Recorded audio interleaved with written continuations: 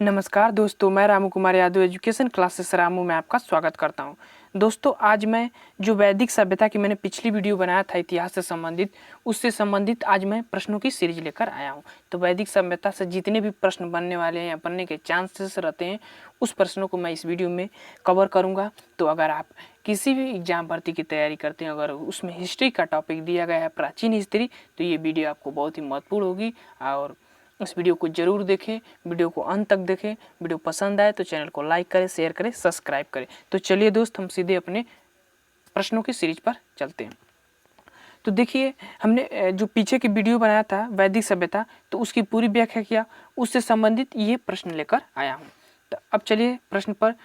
पहला प्रश्न है कि पूर्व वैदिक काल, वैदिक या वैदिक ऋग वैदिक संस्कृति का काल किसे माना जाता है, मतलब किस समय को माना जाता है ऋग वैदिक काल की दृष्टि से। तो ऋग वैदिक काल मतलब कि वैदिक काल को दो पार्ट में बांटा गया था, पहले ही बताया था, एक ऋग वैदिक काल, एक उत्तर वैदिक काल। को ऋग वैदिक काल का जो समय है वह 1500 से 1000 ईसा पूर्व का समय माना जाता है। ऑप्शन नंबर ए सही हो जाएगा इसका। दूसरा प्रश्न है, उत्तर वैदिक संस्कृति का काल किसे माना जाता है। अब उत्तर वैदिक काल का पूछ दिया, तो उत्तर वैदिक काल का 1000 से 600 ईसा पूर्व का समय माना जाता है। अगला प्रश्न है, इसमें से किस फसल का ज्ञान वैदिक काल के लोगों को नहीं था। तो किस फसल का वैदिक काल के लोगों को ज्ञान नहीं था, तो वह ज्ञान तंबाकू का नहीं था। ऑप्शन नंबर डी सही हो जाएगा। अगला प्रश्न है, वेदों की संख्या कितनी है। तो सबको पता है कि वेदों की संख्या कितनी है, तो 4 है। कौन कौन से, तो ऋग्वेद, यजुर्वेद, अथर्ववेद और सामवेद। सबसे प्राचीनतम वेद ऋग्वेद को माना जाता है। तो याद रखिएगा, वेदों की संख्या 4, वेद का अर्थ होता है ज्ञान। ठीक, अगले प्रश्न पर चलते हैं हम।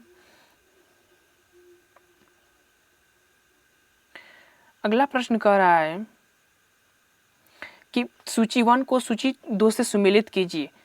यहाँ सुमेलित करना है आप लोगों को। तो देखिए, इसमें ऋग्वेद में किसका वर्णन मिलता है। तो ऋग्वेद में हमको वर्णन किस चीज़ का मिलता है, तो ऋग्वेद का मिलता है स्रोत एवं प्रार्थनाएं था। तो इसका लास्ट से मिला देंगे, सबसे लास्ट में। इसके बाद यजुर्वेद का, तो स्रोत एवं कांड से, इसका सीधा मिलेगा लाइन।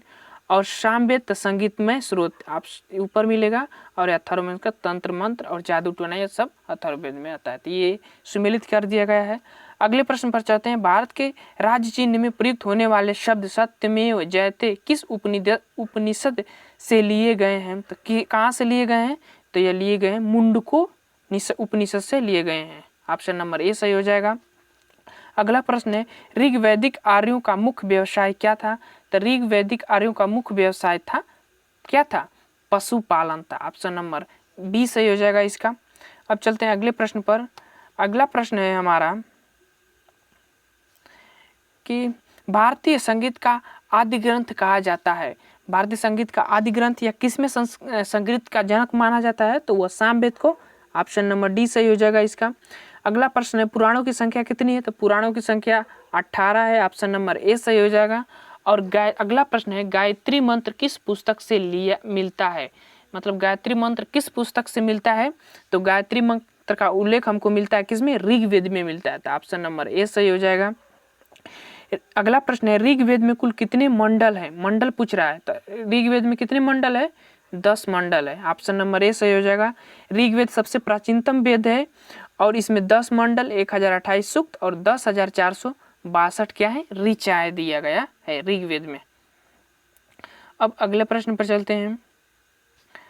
अगला प्रश्न है कि वैदिक काल में व्यास नदी को किस नाम से जाना जाता है। देखिए, मैं पिछली वीडियो में ये सब पढ़ा चुका हूँ। आप पिछली वीडियो को नहीं देखे होंगे तो आप पहले उसको देख लीजिएगा, उसके बाद जब इस प्रश्नों को करेंगे तो आपको उस तरह लगेगा।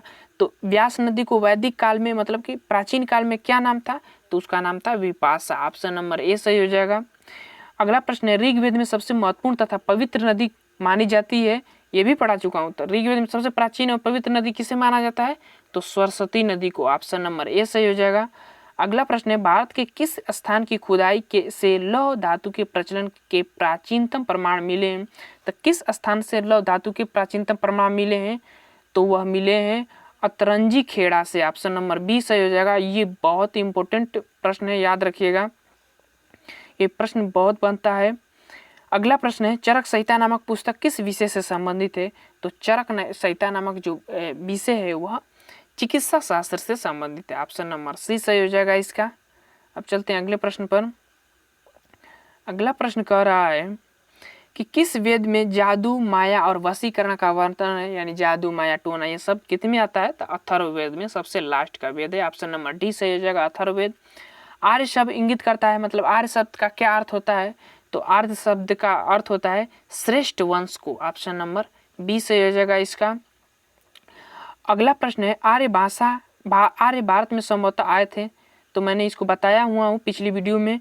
तो आर्य संभवतः कहाँ से आए हैं? तो मध्य एशिया से। 3 लोगों का मैंने बताया था, मैक्स मुलर का, और एक थे स्वामी दयानंद सरस्वती, और एक थे बाल गंगाधर। तीनों, तो तीनों लोगों ने अलग अलग मत दिया था। सबसे ज्यादा महत्वपूर्ण मैक्स मुलर का था, मध्य एशिया से आए थे।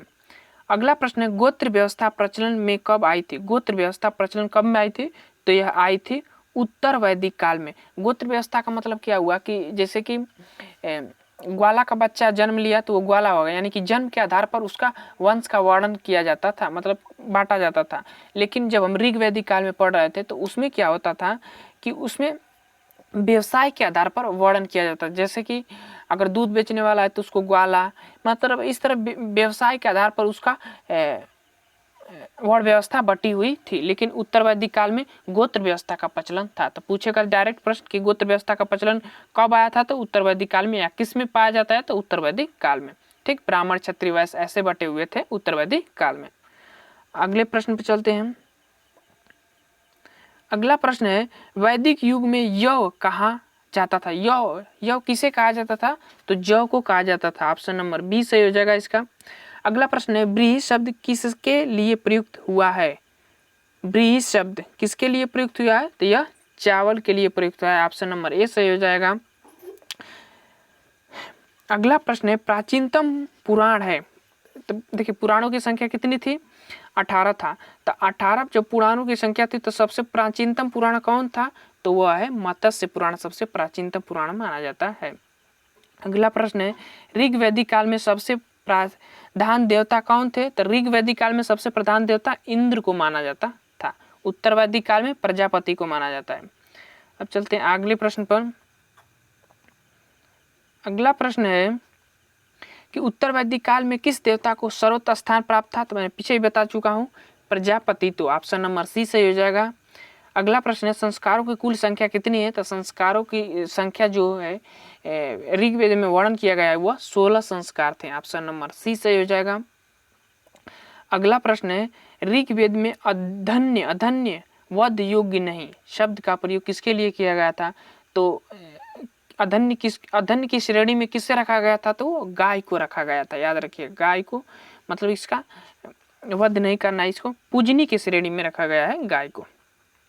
अगला प्रश्न निम्न में से किसे भारतीय परमाणुवाद का जनक कहा जाता है? तो किसे परमाणुवाद का जनक कहा जाता है?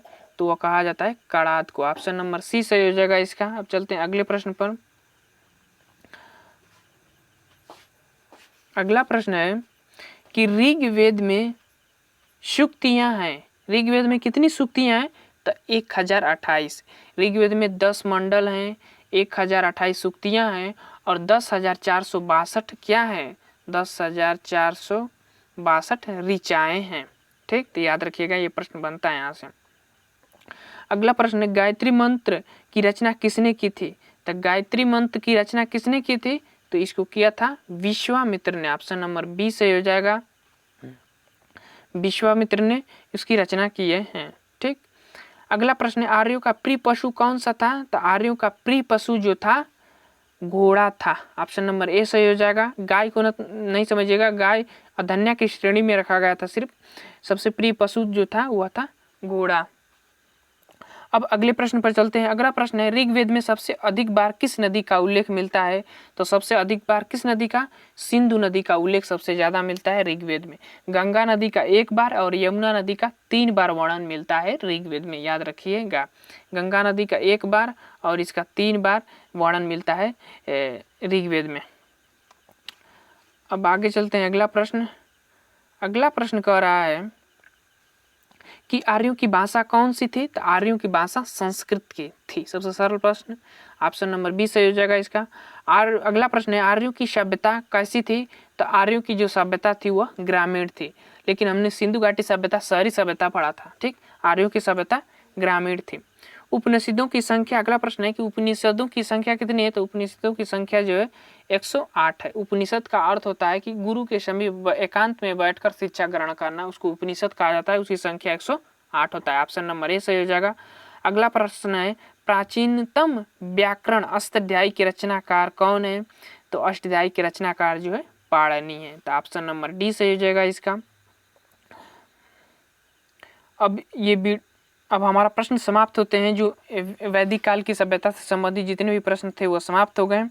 तो चलिए दोस्त, अब वीडियो को समाप्त करते हैं। वीडियो पसंद आए तो चैनल को लाइक करें, शेयर करें, सब्सक्राइब करें। तो चलिए, thank you for watching this video.